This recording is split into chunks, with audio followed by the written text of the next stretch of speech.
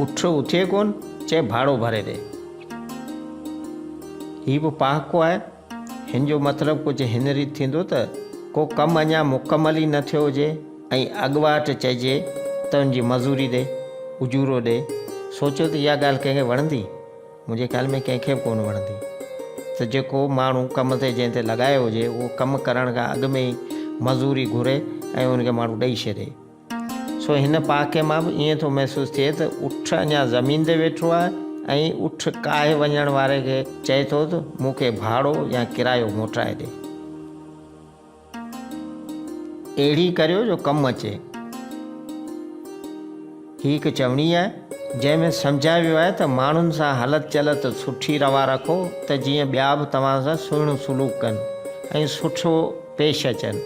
त जेकॾहिं चङाई कंदा त उनजो बदिलो बि चङो मिलंदो ऐं इहा ई ॻाल्हि कमु ईंदी। पर जे बुरी कंदा त कहिड़े कम जी थींदी। तंहिंजे करे माण्हुनि सां अहिड़ो कारो वहिंवार कयो, हलत चलत करियो जो माण्हू तव्हां मां ख़ुशि थियनि ऐं सुहिणे नमूने सां पेश अचनि।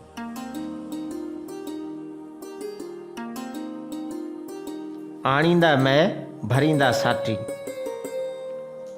मह चइबो आहे मुआणे खे ऐं साटी चइबो आहे सामान या माल पुॼाइण वारे खे। कंहिं ज़माने में जॾहिं अञा लारियूं ऐं मोटरूं कोन हूंदियूं हुयूं त साटी सामान हिकु हंधा खणी ॿिए हंधि पुॼाईंदा हुआ।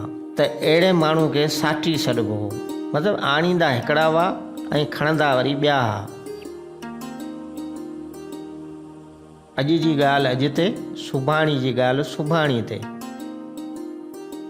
ही हिकु चवणी आहे जंहिंजो मतिलबु कुझु हिन रीति थींदो त जेको कमुकार अॼु करिणो आहे सो अॼु ई उकलाए वठिजे। उहो अॼु जो आहे, उनखे सुभाणे ते न छॾिजे। उहो अॼु ई करे वठिजे ऐं अॼु ई पूरो कजे। ऐं ईंदड़ ॾींहं ते जेको कमु हुजे उहो उन ई ॾींहं ते कजे। जंहिं ॾींहं जो मतिलबु जेको कमु आहे सो उन ॾींहं ते ई उकलाए पूरो करे कंप्लीट करे पोइ छॾिजे।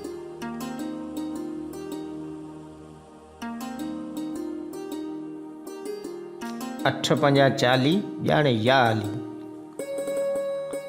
ही चवणी आहे यानी तवकल जो तुरो ॿधी को कमु करण वारा माण्हू हज़रत अली साईं जिन जो नालो वठी उन कम जी शुरूआति कंदा आहिनि ऐं अठनि खे पंजनि सां ज़रब ॾेई हज़रत अली करमला वजह जो नालो ज़ुबान ते आणे ईअं चवंदा आहिनि। मतिलबु चवण जो इहो हूंदो आहे त हाणे जेको थियो सो ॾिठो वेंदो। वधीक इंतज़ारु करण मां छा हड़ हासिलु थींदो।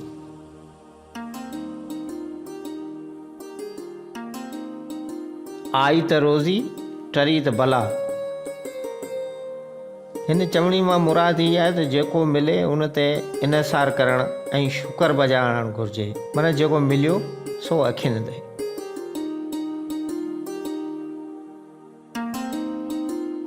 उठ गॾईड़ी ससुई पटाणू पाए।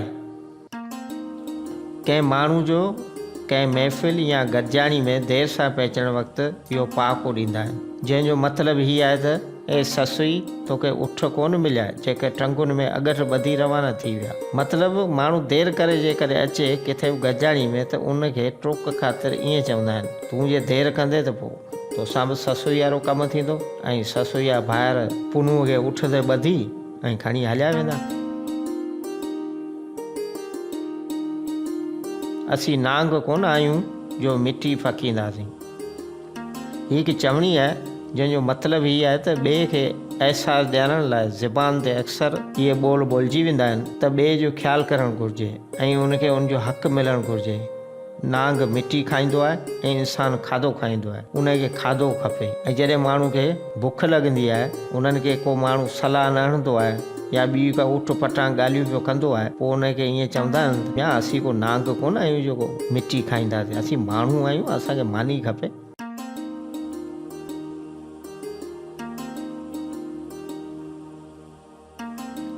उल्थे खां पोइ अवेर कोन्हे, फुरे खां पोइ डपु कोन्हे। यानी सिज लही वञण खां पोइ देरि कोन्हे ऐं माण्हू खे एहतियात खां कमु वठणु घुरिजे। जेकॾहिं माण्हू रस्ते तां धन ऐं दौलत खणी मटींदो त खेसि डपु ज़रूरु वराईंदो त मतां फुरिजी न वञा। पर जे फुरिजी वियो त पोइ डपु छाजो, डपु सभु लही वेंदो आहे। तॾहिं चवंदा आहिनि त फुरे खां पोइ कहिड़ो डपु।